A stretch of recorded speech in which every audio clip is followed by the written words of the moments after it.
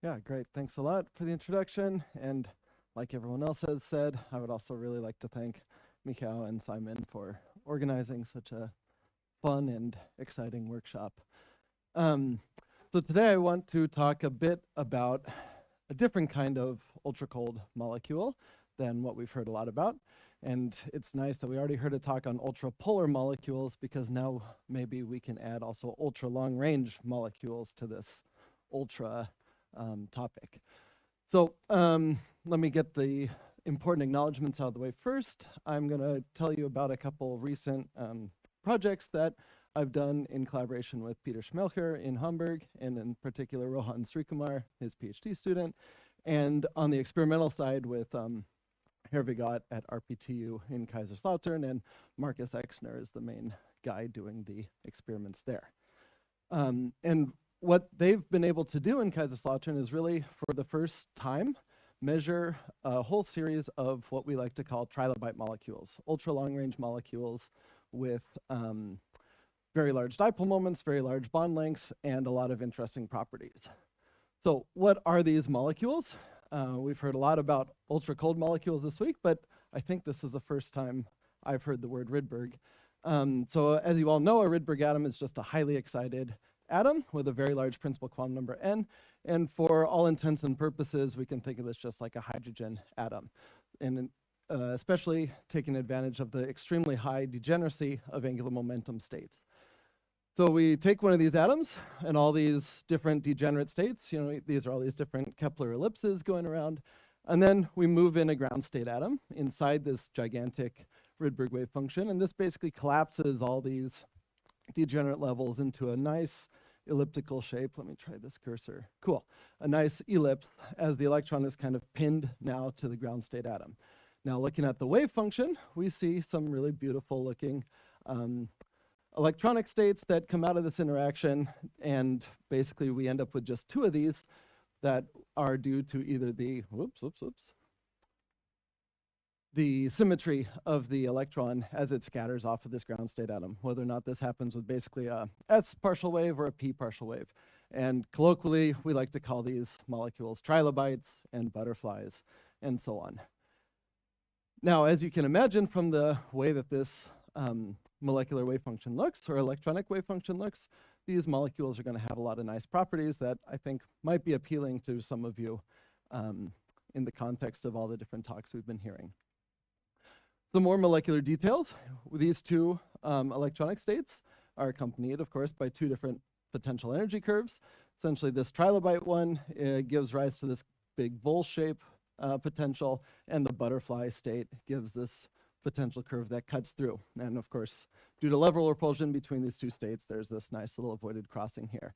And out in these little potential wells, one can, in principle, form molecules and look at vibrational states out there. Now, in reality, the situation is quite a bit more complicated. I don't want to talk about any of those details because they're really not fun. But we've included all the hyperfine, fine structure, spin orbit coupling, et cetera, in these molecules to get a much better quantitative description of these molecules. But you see the same basic structure is here. You get some of these trilobite potential wells, these butterfly potential curves, and an avoided crossing, or a bunch of avoided crossings between them. Now, for the cool part, here's the experimental results. Across 5 different n levels, our collaborators in Kaiserslautern have measured these trilobite states out in these deep wells that you see out here. So these are vibrational levels with binding energies of a few tens of gigahertz. They see about 10 to 15 vibrational states, depending on how many potential wells are present for that n level and how deep exactly these are. And they've measured dipole moments of these molecules, which, because it basically inherits this huge dipole moment of the Rydberg state, are about 2,500 dBi, which I hope counts as ultrapolar to some extent here. And with our theory efforts, we've been very happy with this collaboration because we're able to really benchmark how well we can calculate the properties of these molecules, taking advantage of their very deep binding energies to be able to really calibrate some of the inputs to the theory, basically the phase shifts of the scattering electron, and get, in the end, agreement at about the 1% level. But there's more, and that's what I really want to tell you about today. So not only did they observe these deeply bound molecular states, and by using a quantum gas microscope, our collaborators are able to measure also lifetimes of these. So that's basically this blue spectrum is telling you the spectrum of more short-lived molecular states. This red spectrum where you see fewer peaks is telling you really long-lived molecules. So yeah, they measured these deeply bound molecular states and then just kept scanning in laser frequency all the way up to the atomic line, way over here at 0. And kind of surprisingly, they see a dense forest of peaks as you go closer to this atomic line. Really almost equally spaced series of what appear to be molecular resonances. And this we didn't really expect, but we thought, hey, this is cool. Let's see if there's more of them, because we had all this nice data from 5 different n levels.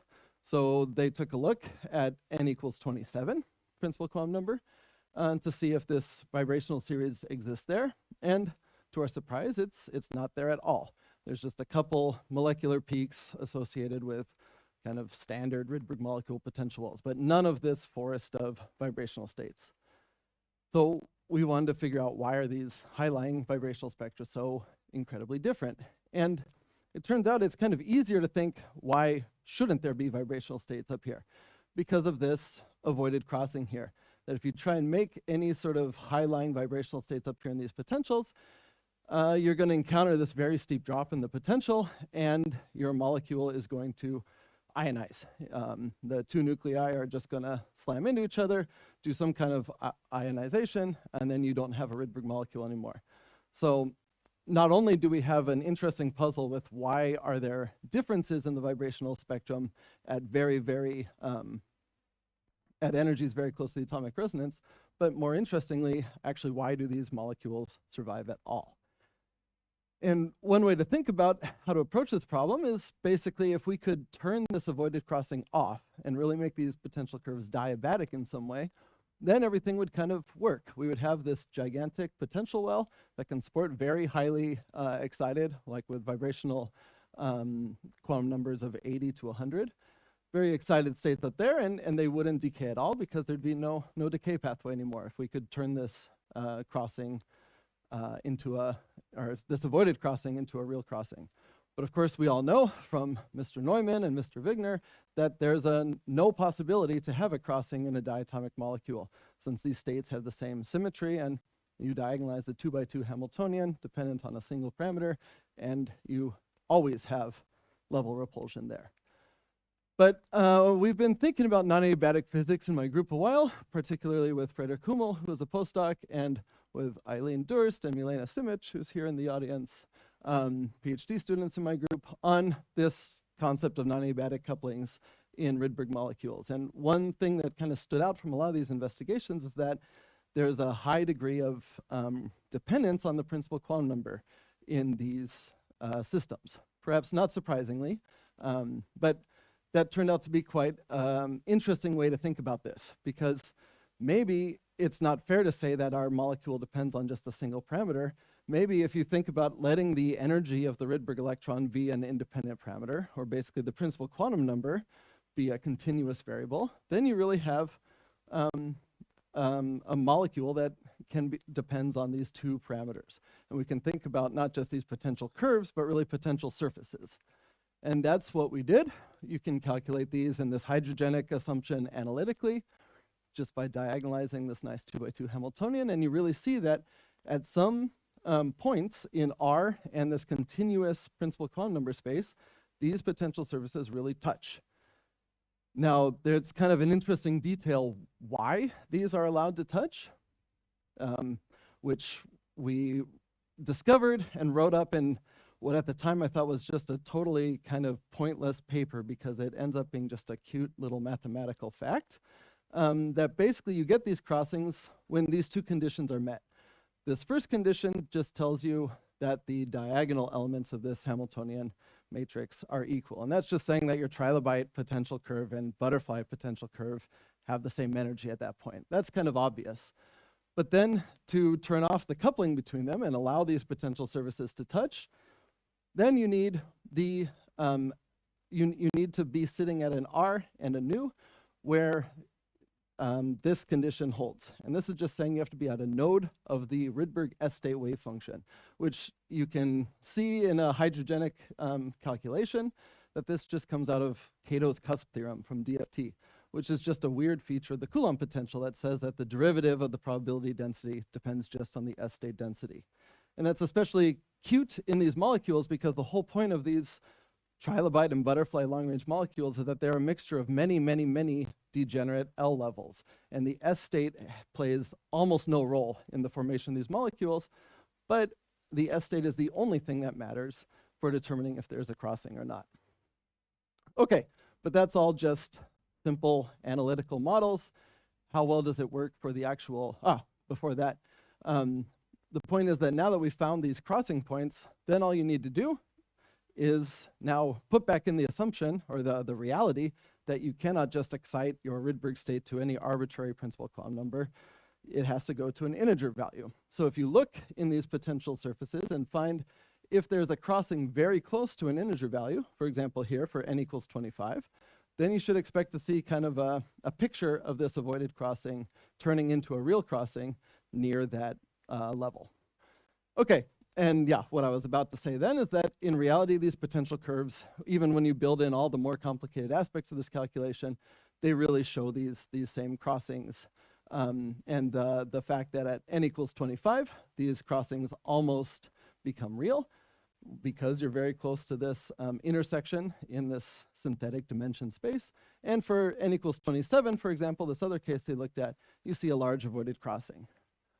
And then, just to wrap up the story, we just take these diabatic trilobite potential curves, calculate vibrational states in them, and find excellent qualitative agreement between our spectrum and what was observed, particularly in terms of the level spacing between these states.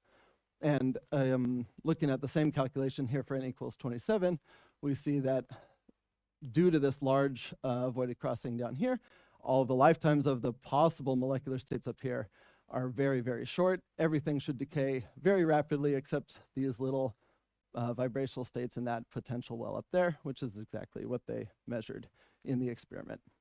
Okay, so let me conclude. We found that you can really calculate very accurately, surprisingly accurately, using just these basic hydrogen wave functions and everything, whether or not you have a very diabatic or very adiabatic Rydberg molecular system.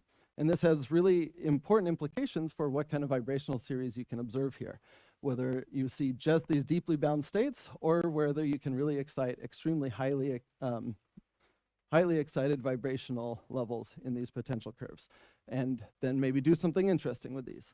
So thanks a lot for your attention. Thanks to my group in Dresden, and I'm moving to Purdue in 6 months or so to start a position there. So if anyone's interested in positions, I'm happy to chat later. Thanks.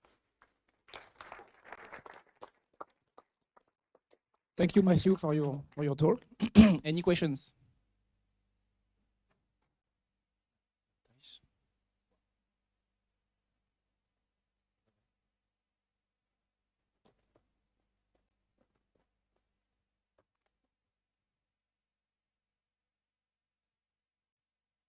Thank you for the talk.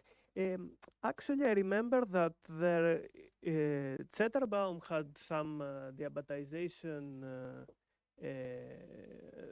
They have found out a way to diabatize adiabatic potential energy chairs, but I don't remember if there was one problems in 1D, or is it like your method related to this kind of diabatization?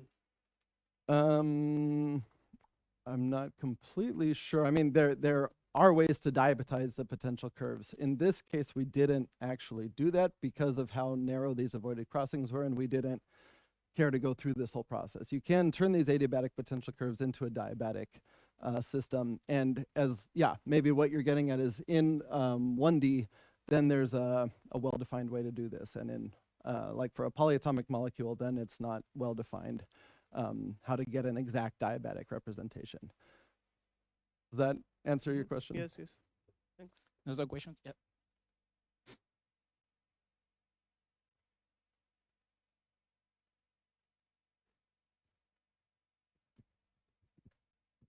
You have